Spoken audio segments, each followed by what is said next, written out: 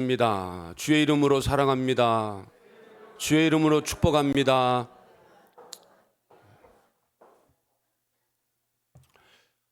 코로나로 많은 어려움들이 있었지만 이제 들려오는 소식을 이렇게 듣게 되면 조금씩 회복의 기미가 보이고 있다라고 하는 것입니다.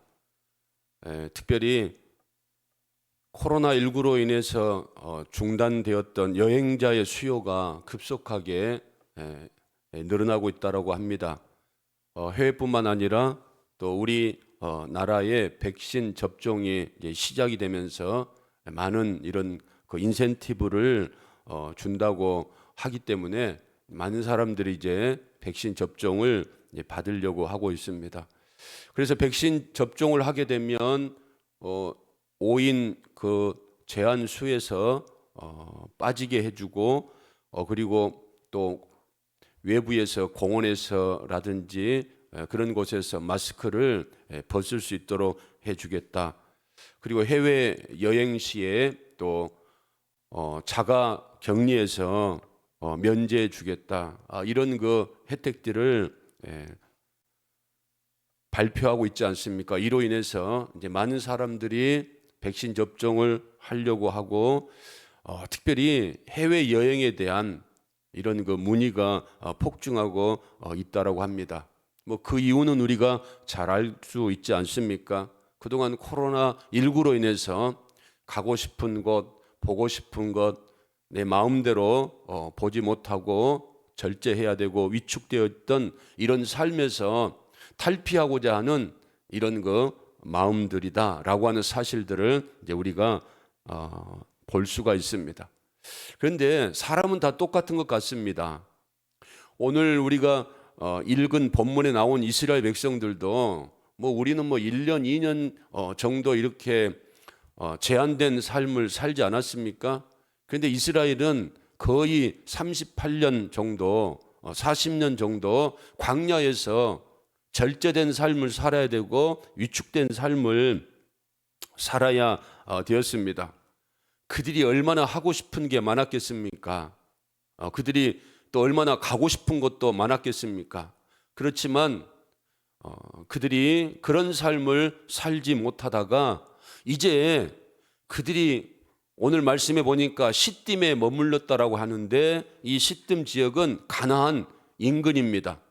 요단강만 건너면 여리고성이 보이고 그리고 이 시딤에서 가나안 지역이 다 보이는 곳이고 지금 이 머물고 있는 이 시딤도 모압 나라인데요. 이제 광야가 더 이상 아니라는 겁니다. 그러니 많은 사람들이 살고 있는 곳입니다. 그리고 이 가나안 문화는 선진 문화입니다. 얼마나 밤 문화가 휘황찬란하겠는가 하는 겁니다. 이스라엘이 광야에서 38년 동안 억압되었던 이들이 이제 그 밤문화를 보면서 그리고 선진국의 이런 그 문화를 보면서 무엇이 생기겠습니까? 호기심이 생기지 않겠습니까? 그 예로 이제 오늘 말씀에 이들이 모압 여인들과 교제하게 되고요. 결국은 모압 여인들이 이 이스라엘 백성들을 제사에 청하게 되고 그들이 또 함께 그 우상 앞에서 먹고 마시고 그들의 신들에게 절하니라 라고 이렇게 말씀을 하고 있습니다. 어느 정도로 그들이 함께 했는가 하면 3절 말씀에 보면 가담했다. 이스라엘이 바알 부올에게 가담했다 이렇게 말씀하고 있습니다. 여기서 가담했다라고 하는 뜻은 연결되었다는 겁니다. 결합되었다는 겁니다. 고정되었다는 겁니다. 그러니 하나님 말씀을 의지하고 하나님을 섬기는 이런 사람들이 되어야 할 건데 이제 그 광야의 생활의 끝자락에 이제 조금만 들어가면 가나안인데 이들이 그 가나안 지경에서 무너지게 되는 이런 모습들을 볼 수가 있습니다.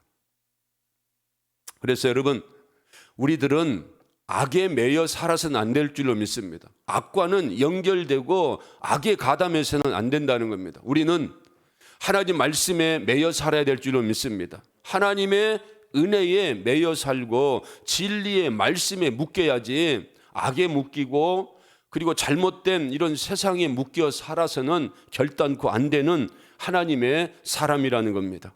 그런데 우리가 지난 시간까지 이스라엘이 모르는 이런 상황 가운데에서 모압 왕 발락이 이스라엘이 아모리 족속을 물리치고 그리고 바산 족속을 물리치고 파죽지세로 가나안을 향하여 들어가는 와중에 이 모압 왕이 어떤 계략을 합니까? 우리가 전쟁으로 이길 수가 없으니까 그 당시 유능하다고 하는 점쟁이를 불러서, 그 사람 이름이 뭐였습니까? 발람이죠. 이 발람을 불러서 이스라엘을 뭐 하도록 합니까? 저주 좀 해주라. 저주를 좀 해달라고 했는데 누가 막습니까? 하나님이 막습니다. 3번이나 장소를 옮겨가면서 저주하기를 원했는데 하나님이 막았다는 겁니다. 그런데 그 이유를 이스라엘은 모릅니다.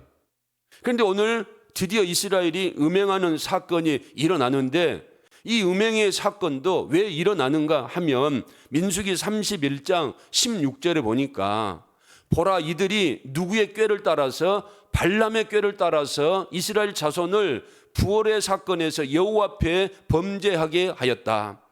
누가 꾀를 낸 겁니까? 발람이라고 하는 이 용하다고 하는 무당이 이제 발람 왕에게 많은 뇌물을 받고 오지 않았습니까?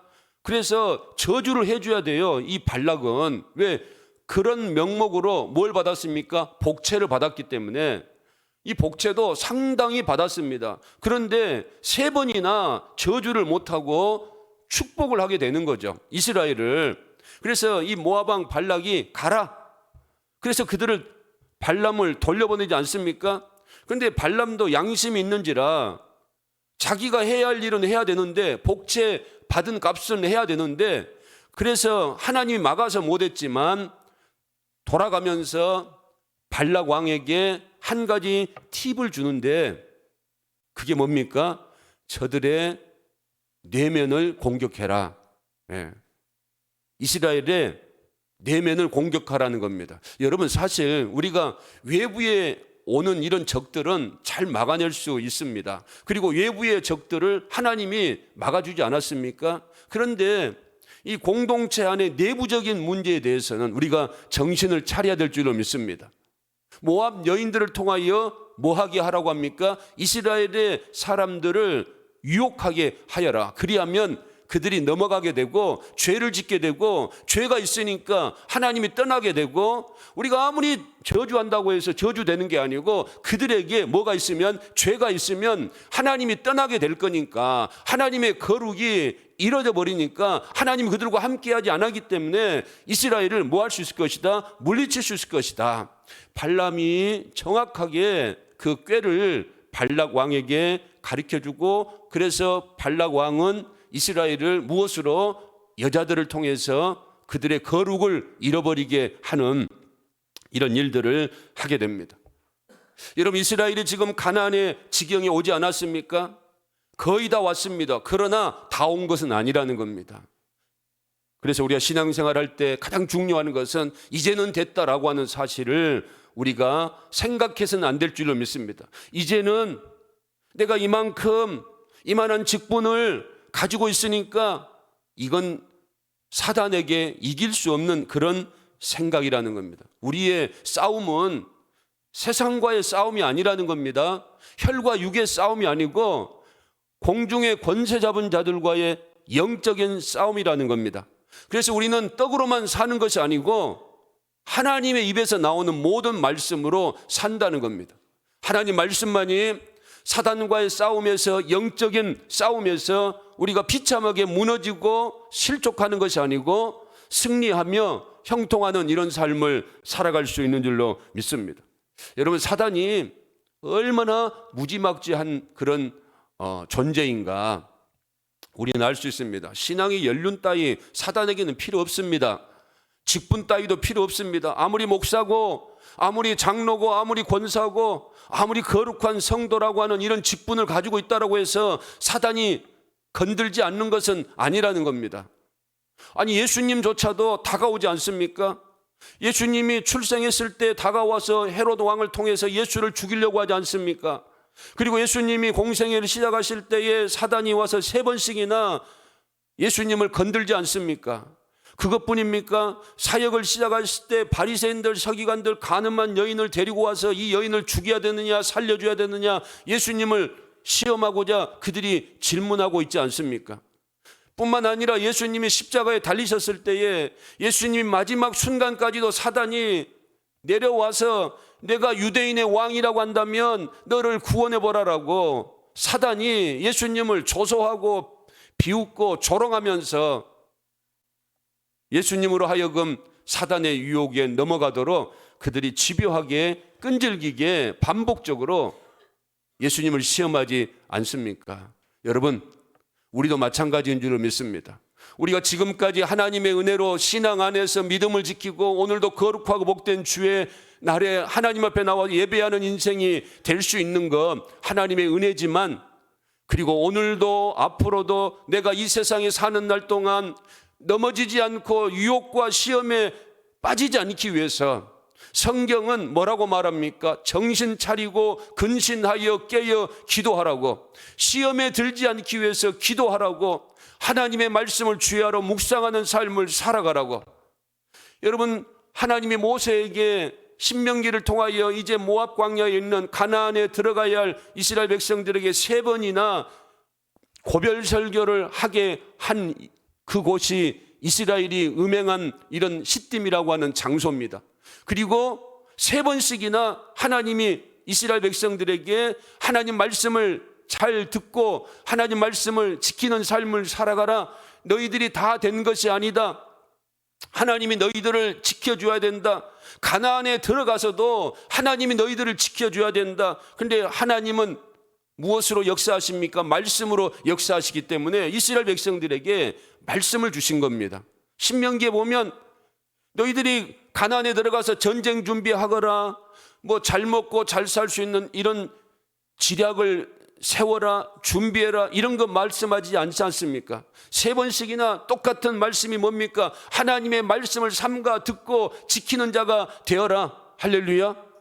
우리들은 마찬가지입니다. 이 시간 우리에게 주시는 말씀이 뭡니까? 세상의 사람들은 어떻게 하면 코로나19 가운데 어떻게 하면 우리가 감염되지 아니하고 이런 것에 집중하고, 어떻게 하면 우리가 좋은 것 먹고 좋은 직장 구하고 이런 것에 관심을 가지고, 하나님은 없고 이런 것 세상의 것에 매여서 세상 것을 준비하는 삶을 살아가고 있지만, 여러분, 세상의 그 어느 곳에서도 하나님에 대해서, 하나님의 말씀에 대해서 세상을 이겨낼 수 있다라고 한 것은 없습니다. 오직 하나님의 교회에서만이 세상을 이길 수 있는 능력과 힘은, 공중의 권세 잡은 자를 이겨낼 수 있는 힘은, 우리가 사단의 역사에 넘어가지 아니하고 그래서 늘 시험에 빠지지 아니할 수 있는 유일한 길은 하나님 말씀 붙들고 하나님 말씀을 듣고 하나님 말씀을 묵상하는 삶을 살아가는 길밖에 없다는 겁니다. 그래서 오늘도 우리가 세상에서 해야 할 일들이 참 많지만 거룩하고 복된 날 하나님이 우리에게 주시고자 하시는 건 뭔가 하면 말씀이라는 겁니다.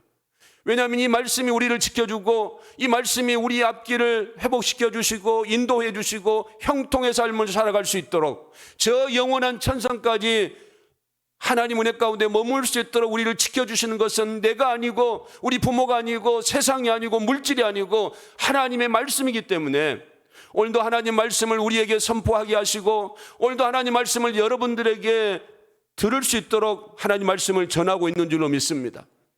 이 발람의 꾀라고 하는 것이 얼마나 무서운 건가, 사단의 이런 괴락이라고 하는 것이 얼마나 무서운 건가. 그래서 여러분, 성경 곳곳에 유다서든지 계시록이든지 특별히 신명기 23장 4절과 5절에서도 발람의 꾀에 대해서 다시 한번 모세가 짚어주고 있습니다. 한번 읽어보겠습니다. 그들은 너희가 애굽에서 나올 때에 떡과 물로 너희를 길에서 영접하지 아니하고 메소보다미아의 부돌 사람 부올의 아들 발람에게 뇌물을 주어 너희를 저주하게 하려 하였으나 내 하나님 여호와께서 너를 사랑하심으로 내 하나님 여호와께서 발람의 말을 듣지 아니하시고 내 하나님 여호와께서 그 저주를 변하여 복이 되게 하셨다. 하나님이 지켜주셨다는 겁니다. 이 발람의 이 꾀를 하나님이 지켜주셨는데 이스라엘이 넘어가게 되었다라고 말씀을 합니다. 그래서 이제 이방 신 앞에 가서 그들과 함께 먹고 마시고 제사하고 음행한 이런 일들을 하나님이 진노하실 것은 당연하시죠. 그러면서 이제 이것을 해결하라고 하시는데 그 해결책이 뭔가 하면 4절입니다. 4절에 보니까 여호와께서 모세에게 이르시되 백성의 수령들을 잡아 태양을 향하여 여호와 앞에 목매어 달라. 모세에게 하나님이 뭐라고 말씀하십니까? 누구를 잡아라는 겁니까? 백성의 수령들을 잡아라는 겁니다.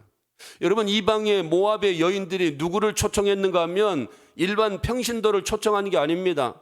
일반 백성들을 초청하는 게 아니고요, 지도자급을 초청했다는 겁니다. 수령들을 초청했다는 겁니다. 왜냐하면 지도자가 따라오면 백성들은 따라올 수밖에 없기 때문에 이 사단의 괴력 가운데 모압의 여인들이 발람의 꾀를 따라서 이스라엘의 족장들, 이스라엘의 지도자급 사람들을 초청하게 되고, 결과적으로 수령들뿐만 아니라 모든 백성들이 이방 신상 앞에 나아가서 제사하게 되고 경배하게 되는 이런 잘못을 범하게 되었다는 겁니다.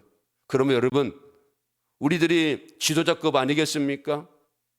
여러분들이 어떻게 움직이느냐에 따라서, 여러분들이 어떤 생각과 어떤 삶을 살아가느냐에 따라서 구역에 있는 식구들이, 기관에 있는 식구들이, 그리고 초신자들이, 그리고 밖에 나아가면 가정의 자녀들이, 그리고 지인들이, 여러분들이 어떤 생각과 어떤 마음을 가지고 어떤 삶을 살아가느냐에 따라서 그들에게 무슨 영향을 끼치는 겁니까? 엄청난 영향을 끼치게 된다라고 하는 사실입니다. 오늘 이스라엘의 백성들의 그 수령들이 모압 여인들의 청을 받아 그들과 함께 교제하게 되고, 그러자 많은 백성들이 이방 신상 앞에 나아갈 수밖에 없었다는 겁니다. 그럼 여러분, 교회 안에서 이 직분자들의 그 위치가 얼마나 중요한지, 나만이 아니라는 겁니다. 나 혼자만이 아니고요, 구역장이면 구역 식구들 전체, 그리고 목사면 교회 성도들 전체, 장로님들도 마찬가지고 권사님들도 마찬가지고, 여러분들이 어떠한 판단과 어떤 생각과 어떤 삶을 살아가느냐에 따라서, 어떻게 여러분들이 신앙의 삶을 살아가느냐에 따라서 그걸 보고 있고 그걸 바라보고 있는 많은 성도들, 많은 평신도들에게 엄청난 영향력을 끼치게 된다는 겁니다. 여러분, 그래서 우리 직분자들뿐만 아니라 우리 성도들 분별을 잘 해야 될 줄로 믿습니다. 아무데나 가고 아무나 만나고 그래서는 안 된다는 겁니다. 여러분, 우리들도 얼마나 모임이 많습니까? 오늘 모압 여인들이 백성의 수령들을 청했던 것처럼 우리들도 세상에 모임이 얼마나 많습니까? 친목회도 많고 동호회도 얼마나 많습니까? 그러나 이런 친목 단체가 결단코 나쁜 것은 아닙니다. 서로 모여서, 그리고 좋은 이런 취미를 가지고 있는 사람들끼리 모여서 함께하는 것, 그래서 식사도 하고 친목도 나누는 것 좋은 일이지만, 중요한 것은 그 친목 단체가 유혹의 뭐가 될 수 있습니까? 미끼가 될 수 있다는 겁니다. 그래서 하나님의 사람들은 초대교회처럼 떡을 떼며 그리고 함께 모여 교제하는데 항상 하나님의 말씀을 가르치고 전하고 기도하는 이런 교제와 이런 모임이 되어야 될 줄로 믿습니다.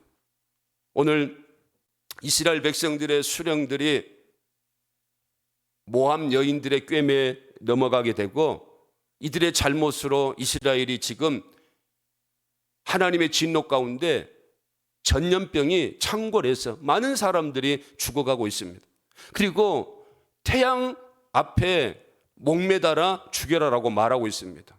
왜 태양 앞에서 목을 매서 달라고 하는가 하면, 바알 부활의 상징은 태양입니다. 태양을 섬기는 신이라는 겁니다. 그래서 자, 너희들이 태양신을 섬기고 있는데 너희들 태양 앞에서 죽이면 너희들이 섬기는 태양신이 너희들을 지켜줄 거 아니냐, 너희들을 보호해줄 거 아니냐라고 하는 의도라는 겁니다. 그런데 여러분, 태양이 지켜줄 수 있겠습니까? 태양이 살려줄 수 있겠습니까? 태양이 복을 주는 겁니까? 태양은요, 하나님이 우리 인생들을 비추라고 만들어 놓은 피조물이라고 하는 겁니다. 그래서 하나님이 분명하게 말씀하셨어요. 모든 자연 만물들은 우리가 다스리고 관리하고 정복하고 보존하도록 하나님이 우리에게 피조물을 만들어 주신 것이지, 그 피조물에게 나아가서 복을 주십시오라고 우리에게 복을 달라고 하는 이런 매체로 만들어 놓은 것이 아니라는 겁니다. 여러분, 우리가 이 시간 깨달아야 될 줄로 믿습니다. 모든 만물은 우리가 다스리는 겁니다. 보존하라고 관리하라고 주신 겁니다. 그 피조물에게 나아가서, 달에게 나아가서, 고목 앞에 나아가서 절을 하고 복을 달라라고 그런 피조물을 우리들에게 만들어 주신 것이 아니라는 겁니다.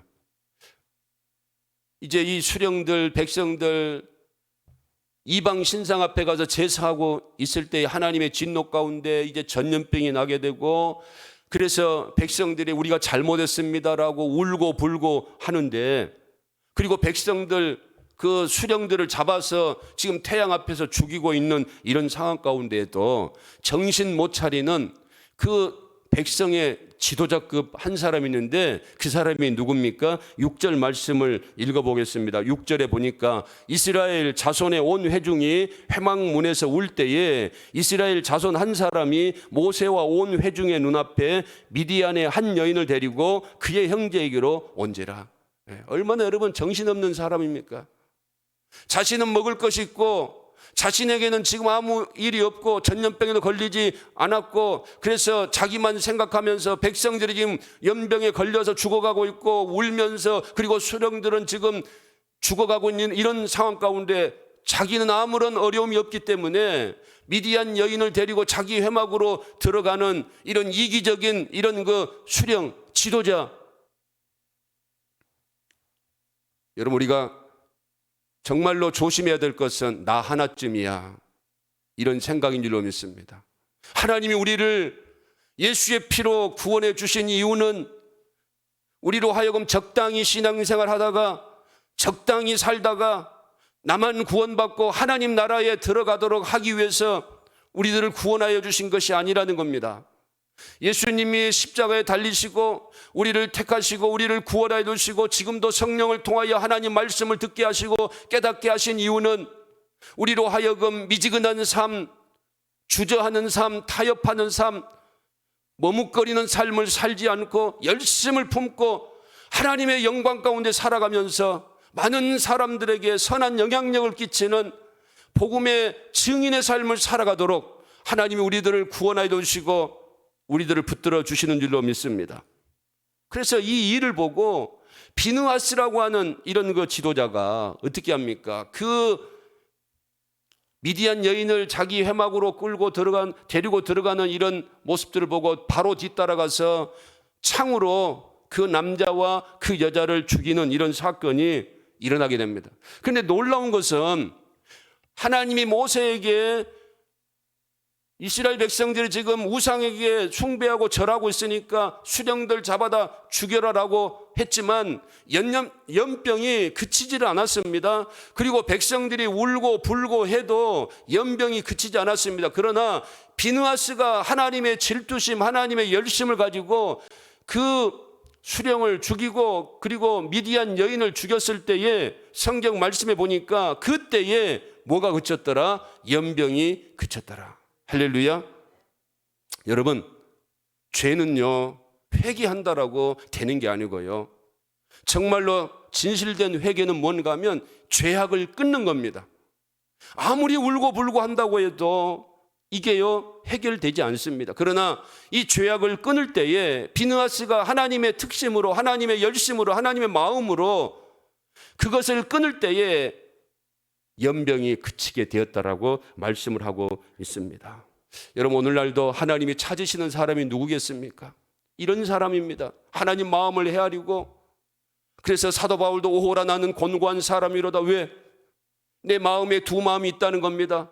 하나님을 잘 섬기고 하나님의 교회를 잘 섬기고 싶은데, 찬송하고 싶은데 그러게 하지 못한 이런 악의 마음들이 내 마음에 또 있어서 오호라 나는 곤고한 사람이로다, 이렇게 하나님 앞에 탄식하는 이런 사도 바울. 오늘 비느하스가 어떻게 백성들이 죽어가고 있는데, 어떻게 지금 하나님이 마음이 아파서 지금 연병을 일으키고 있는데 어떻게 저렇게 태연하게 그런 삶을 살아갈 수 있을까? 비느하스가 그 하나님의 마음을 헤아리는 마음으로 창으로 그 남녀를 죽였다는 겁니다. 여러분, 우리가 하나님 마음을 헤아리는 이런 사람들이 될 수 있기를 주님의 이름으로 축원을 드립니다. 누가 하나님의 마음을 헤아리겠습니까? 다른 사람이 아닙니다. 하나님의 말씀을 듣고 하나님 말씀을 읽고 하나님 말씀을 묵상하는 사람입니다. 왜냐하면 하나님의 뜻이 이 성경 안에, 말씀 안에 기록이 되어 있기 때문에. 그래서 하나님의 선하시고 기뻐하시고 온전하신 뜻을 우리가 깨닫기 위해서는 하나님 말씀을 많이 들어야 됩니다. 하나님 말씀을 많이 읽어야 됩니다. 하나님 말씀을 묵상을 해야 됩니다. 그래서 하나님이 싫어하는 것이 무엇인가, 하나님이 기뻐하시는 것이 무엇인가를 우리가 분별해서 이제 구원받은 우리들이, 이제 얼마 남지 않은 삶의 여정을 살아가는 우리들이, 이제 천국 문 앞에 얼마 남지 않은 시간을 가지고 있는 우리들이 이제는 거룩한 산제사로 하나님 앞에 영광을 돌려드리는 이런 삶을 살아가야 하지 않겠는가. 근데 오늘 말씀에 보니까 이 비느하스라든가 시므리라든가 이 사람을요, 단순하게 비느하스가 그랬다, 그리고 시므리가 그랬다라고 소개하지 않습니다. 7절에 보니까 비느하스 앞에 형용사가 붙는데 어떤 형용사가 붙습니까? 제사장 아론의 손자 엘르아살의 아들 비느하스다라고 말하고 있습니다. 비느하스가 누군가 하면 제사장 아론의 손자라는 겁니다. 모세와 함께 하나님께서 허락하신 이스라엘의 공동체를 이끌었던 아론이라는 겁니다. 그리고 그 아론의 아들 엘르아살, 이스라엘을 위하여 제사장의 직분들을 잘 감당했던 그런 아들이라는 겁니다. 그 아들의 손자가 누군가, 아론의 손자가 누군가 하면 비느하스라는 겁니다. 여러분, 비느하스가 하나님 앞에서 열심을 가지고 살았을 때에 아론의 이름이 빛나고 아버지의 이름이 빛나고 가문의 이름이 빛나고, 그리고 하나님 뭐라고 말씀하십니까? 그 비느하스와 평화의 언약을 맺겠다라고 말씀하시면서 13절에 이 비느하스에게 또 무엇을 말씀하고 있습니까? 11절에 보니까 제사장 아론의 손자 엘르아살 아들 비느하스. 비느하스를 말할 때에는 반드시 그 할아버지 아론, 그 아버지 제사장 엘르아살을 말씀하고 있다는 겁니다. 이 말씀은 아론뿐만 아니라 엘르아살이 가정의 자녀들의 이런 신앙의 계승이 이루어갈 수 있도록 신앙의 본을 보이고 말씀으로 잘 양육했다라고 하는 사실입니다. 우리가 사무엘상에 보면 엘리 제사장이 나오지 않습니까? 이 엘리 제사장, 그 아들 홈리와 비느하스 아니겠습니까? 엘리 제사장의 아들이고, 그리고 엘르아살의 아들이고, 똑같은 제사장의 아들이지만, 그리고 비느하스 동명이이지만, 엘르아살의 아들 비느하스는 하나님의 마음으로, 하나님의 심장으로 하나님 마음을 시원케 해드리는 이런 비느하스였지만, 그러나 엘리 제사장의 아들 비느하스는 하나님 마음을 힘들게 하고 하나님 마음을 안타깝게 하고 하나님을 무시하는 비느하스였다라고 하는 사실을 우리가 기억할 때에 여러분들의 신앙 계승이 얼마나 중요한가 하는 사실을 우리가 알 수 있습니다. 여러분, 13절에 뭐라고 축복을 하고 있습니까? 그와 그의 후손에게 영원한 제사장의 직분의 언약, 이 평화 언약을 하나님이 허락하여 주셨다는 겁니다. 그러므로 우리가 지금 어떤 신앙의 삶을 살아가고 있는가, 이게 얼마나 중요한가. 하나님이 영원히 변하지 아니한 하나님이 언약으로 말씀하셨는데, 내 계명을 지키고 사랑하는 자, 이 말씀은 내가 하나님의 말씀을 잘 지키고 사랑하고, 그리고 하나님의 특심과 하나님의 열심을 가지고 살아가게 되면 나만이 아니고 내 자손 대대로, 후손 대대로 천대까지 하나님의 은혜가 임할 것이다. 할렐루야. 여러분, 우리가 잘되고 우리 후손들이 잘되기 위해서는 재산을 물려주고 물질을 물려준다고 해서 그 자녀들이 잘되는 거 아닙니다. 여호수아 시대 때 이스라엘을 정복하지 않습니까? 가나안을 정복하지 않습니까? 그런데요, 사사시대 들어가서 다 빼앗겨버립니다. 그토록 많은 성을 그들이 쟁취했지만 다 빼앗겨버린다는 겁니다. 중요한 건 뭔가 하면 신앙이라는 겁니다. 믿음이라는 겁니다. 하나님을 믿는 이 믿음이 있을 때에 형통하는 것이고, 하나님이 함께 하실 때에 형통의 삶을 살아갈 수 있는 것이지, 물질이, 사람이, 세상의 명예와 권력과 신분이 그 인생을 영원토록, 그 후손을 영원토록 지켜주는 것이 아니라고 하는 사실입니다. 여호수아가 죽어갈 때에 유언을 하는데 무슨 유언을 합니까? 여호수아 24장 15절 말씀입니다. 만일 여호와를 섬기는 것이 너희에게 좋지 않게 보이거든 너희 조상들이 강 저쪽에서 섬기는 신들이든지 또는 너희가 거주하는 땅에는 아모리 족속의 신들이든지 너희가 섬길 자를 오늘 택하라. 오직 나와 내 집은 여호와를 섬기겠노라. 아멘. 여호수아가 죽어가면서 이스라엘 백성들에게 무엇을 말합니까? 신앙의 중요성을 말하는 겁니다. 신앙이 계승돼야 한다는 겁니다. 신앙이 내 당대에 끊어져 버리면 안 된다는 겁니다. 그래서 나와 내 가족은 여호와만 섬기겠다. 이방신도 섬기고 하나님도 섬기고 세상도 섬기고 머뭇거리는 신앙이 아니고 미지근한 신앙이 아니고 나는 하나님 여호와만 섬기겠다. 나뿐만 아니라 우리 가족들, 우리 후손들도 하나님을 섬길 수 있도록 하겠다라고. 할렐루야. 여러분, 이 여호수아의 후손들 통하여서 누가 옵니까? 메시아가 오지 않습니까? 하나님의 약속의 말씀은 1.1획도 틀리지 않는다는 겁니다.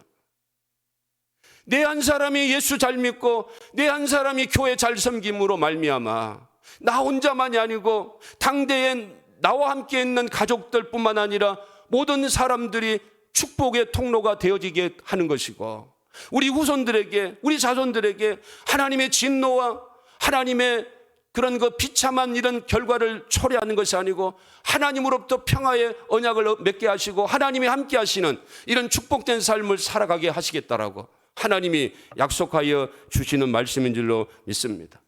여러분, 그래서 오늘 우리가 코로나19로 어려움 가운데 있다 할지라도 우리는 하나님 마음을 헤아려야 될 줄로 믿습니다. 여러분, 하나님 모든 것들을 허락하신다라고 말하고 계시지 않습니까? 우리에게 허락하시고 싶은 것은 재앙이 아니다라고 말씀하고 있지 않습니까? 우리가 지금 코로나19 때문에 얼마나 힘들어하고 있습니까? 얼마나 두려워하고 얼마나 염려하고 있습니까? 하나님이 모르실 리가 없지 않겠습니까? 이런 상황 가운데 우리가 비느하스의 열심을 가지고 하나님 마음을 헤아려서 더 열심히 하나님을 섬기고 더 열심히 죽어가는 많은 사람들을 살려내는 일에 우리가 믿음을 가지고 나아가며 헌신하고 충성하고 섬기는 이런 비느하스와 같은 이런 사람들, 이런 하나님의 열심을 가지고 살아가는 이런 사람들, 우리 교회 안에 많아질 수 있기를 주님의 이름으로 축원을 드립니다. 이로 말미암아 우리 자녀들이 잘 되고 우리 교회가 잘 되고 우리 후손들이 잘 되는, 이로 말미암아 이 지역과 나라와 민족이 잘 되는 이런 축복의 역사가 우리 동문교회 성도들 통하여서 뿐만 아니라 동문교회 성도들의 후손들, 자손들을 통하여서 하나님의 놀라운 영광이 나타낼 수 있도록 여러분들이 바른 믿음을 가지고 바른 신앙을 가지고 비느하스의 열심을 가지고 그 특심을 가지고 하나님 마음을 헤아리면서 한평생 승리하는 삶을 살아갈 수 있기를, 사단의 유혹에 넘어가지 아니하고 흔들리지 아니하고 하나님을 푯대로 저 영원한 천성을 푯대로 하나님의 영광을 드러내는 믿음의 삶을 살아가는 저와 여러분 될 수 있기를 주님의 이름으로 축원을 드립니다. 기도하겠습니다.